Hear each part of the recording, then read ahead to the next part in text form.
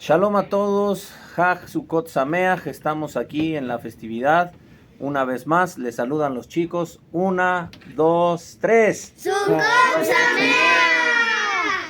Y hoy tenemos la dicha de estar en el cuarto día, un cuarto día muy especial relacionado con Moshe Rabenu, este pilar tan grande de la fe. Para decirle Moshe, nuestro maestro, es porque es alguien muy importante, aquel que fue el que redimió a Israel, fue el vehículo, fue el emisario divino usado por Hashem para redimir a su pueblo de la esclavitud de Egipto y conducir al pueblo a una tierra prometida. Obviamente creo que es uno de los personajes más famosos. Y hoy, aunque podríamos hablar de una de las cualidades especiales de él, que es el Netzach, que es la victoria, la eternidad también, pues vamos a ver, no necesariamente vamos a hablar del atributo de Netzach, pero vamos a ver qué nos tiene hoy el Rosh preparado y yo finalizo. Adelante, Rosh. Bueno, aquí primeramente, Hag Sameach, tenemos una reflexión acerca de cómo es posible que un hombre malo, un hombre perverso, un hombre sanguinario esté matando niños. Faraón, Paró.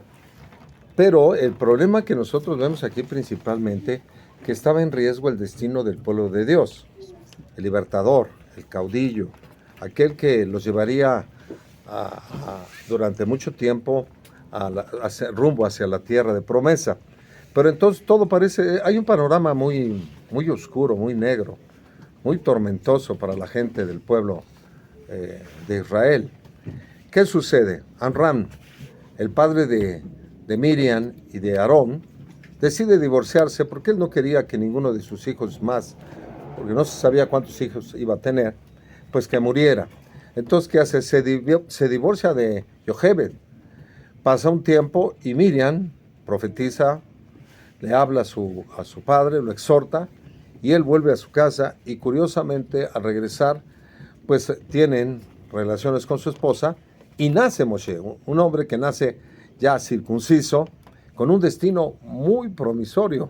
Entonces durante un tiempo, el tiempo del destete, él lo ocultan, lo esconden, pero siguen matando niños, hacen ladrillos con ellos, se baña con la sangre de los niños, porque parece ser que Faraón estaba como leproso. Finalmente lo ponen en una arquilla, le llaman hoy la cuna de Moshe, curiosamente, ¿no? El Moisés le llaman. Y lo lanzan a un río en donde hay mucho peligro, porque hay animales violentos, cocodrilos, hipopótamos. Es algo increíble cómo la gracia y la presencia divina logra llevar a un destino que parece ser la asimilación de este hombre. 40 años en palacio. La madre postiza, Batia, ahora ella es su madre. Pero aquí ocurren una serie de situaciones increíbles. Todo parece ser que no va a haber un libertador. Todo parece ser que hasta ahí acaba la historia del pueblo de Israel, con una esclavitud, una opresión tremenda. Sin embargo, Dios, el Dios de los imposibles, hace que esto ocurra en un tiempo propicio. Los tiempos de Dios son perfectos. Los tiempos de Dios traen bendición en los tiempos correctos. Entonces, ¿qué sucede? Bueno, curiosamente, él se da cuenta del maltrato que tienen para con el pueblo y mata a una persona. Se dice, todo el mundo piensa, sacó una espada y lo mató porque él era un príncipe de Egipto. Sin embargo, dicen los sabios que lo que usó fue los nombres santos. Y uno se pregunta, ¿cómo si él todavía no estaba dentro de la fe? No se nos olvide que su madre verdadera, Yochebed, fue la que lo tuvo durante un tiempo hasta que él creció y ella lo educó prácticamente. Batia se lo entregó más adelante a ella, el hijo que ella había adoptado. Total, mata a un egipcio con el nombre santo. ¿Y qué sucede? Sale, porque había dos hombres perversos que trataron siempre de molestarlo. Lo vemos en el desierto cuando va saliendo. Es una historia muy larga. Estamos haciendo un resumen únicamente. Sale huyendo porque Faraón lo va a matar, ya que mató a un egipcio. Y se va 40 años autoexiliado a la casa de de su suegro, Yitro. Ahí conoce a una mujer con la cual él se casa y un día, curiosamente, él se convierte en un pastor. Y uno dice, ¿por qué un pastor?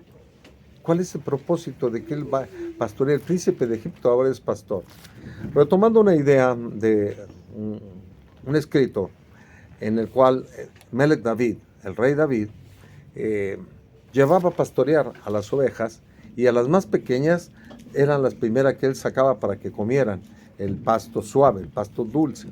Y luego venían las ovejas más grandes, las más ancianas, y ellas tomaban la otra parte que sobraba de ese pastizal.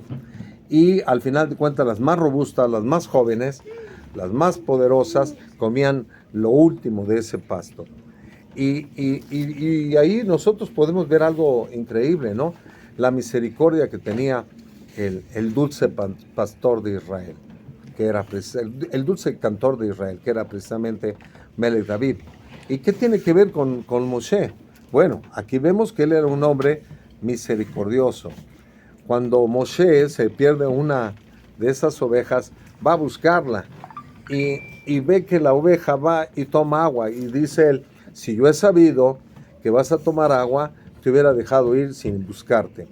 Y entonces el Eterno, que todo lo sabe y todo lo ve, se da cuenta de la misericordia que tiene, la bondad que tiene este hombre para con las ovejas. ¿Qué necesitaba el pueblo de Dios? Un hombre bondadoso, un hombre íntegro, un hombre amoroso para poderlo dirigir a la victoria.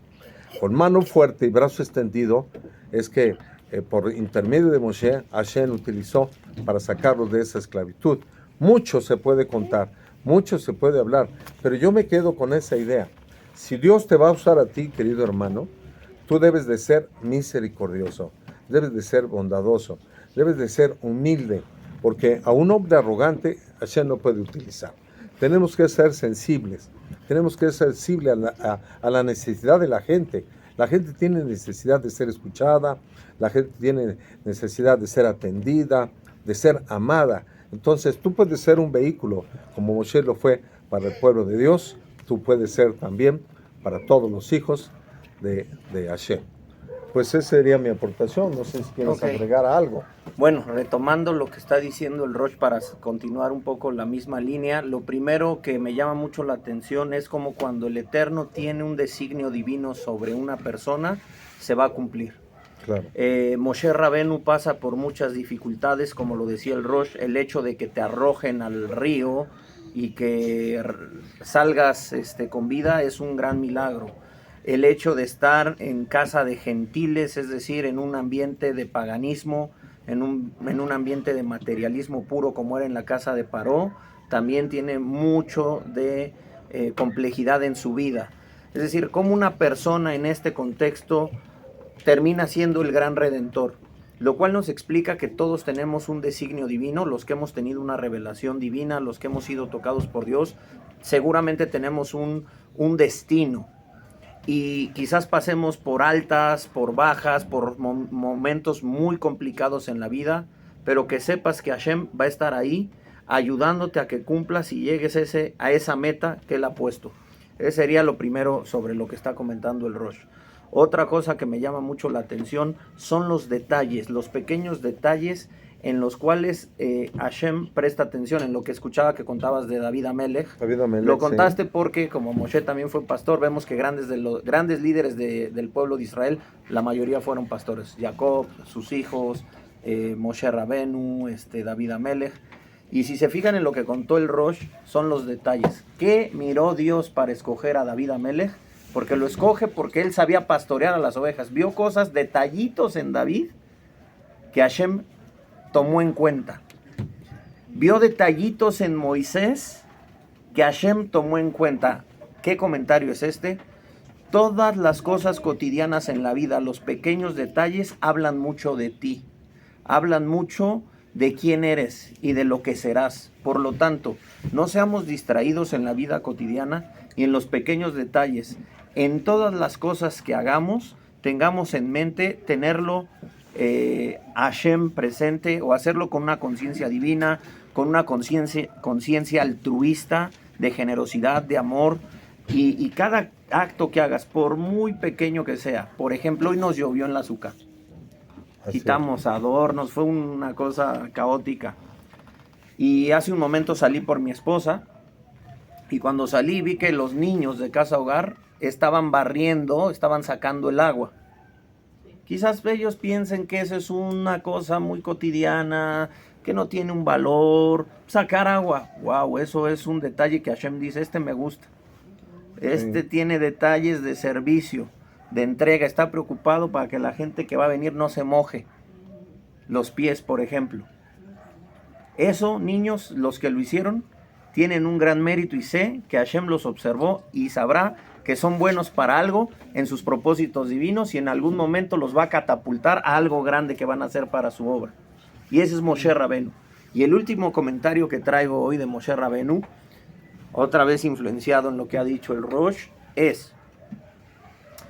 está el Midrash, y de ahí yo creo que sale la parábola de la oveja perdida, del maestro. El Midrash dice que una oveja se le perdió a Moisés, y Moisés la fue a buscar, tuvo ese corazón, tuvo esa compasión, como decía el Rosh, y Hashem ahí, a través de un malaj, se le aparece a través de un ángel en la zarza ardiente. Y es un momento antes y después en la vida de Moshe Rabenu. Desde ahí se convierte en profeta a todas luces y entonces ya viene toda la historia. Pero un amigo mío, conocido, me contó algo interesante, un poco diferente. Sí se perdió la oveja, y sí es cierto esto que hemos dicho, pero Moshe tiene un gran mérito y por eso es el líder de Israel. No solo que tiene compasión desde este aspecto, sino también el gran líder es el que tiene la capacidad de confiar en su rebaño. ¿Por qué? Porque Moshe dejó a la mayoría de ovejas solas, para ir a buscar una, pero les tuvo la confianza a los demás. Debemos ser personas que debemos confiar en nuestra familia, en nuestros amigos. Nosotros, a pesar de cómo sea la gente, debemos ver más allá y crear relaciones de confianza. Cierto. Relaciones de confianza. Y una de las grandes virtudes de Moshe Rabenu es confiar en el pueblo. Y vaya que el pueblo se equivocó, pero él confió en el pueblo.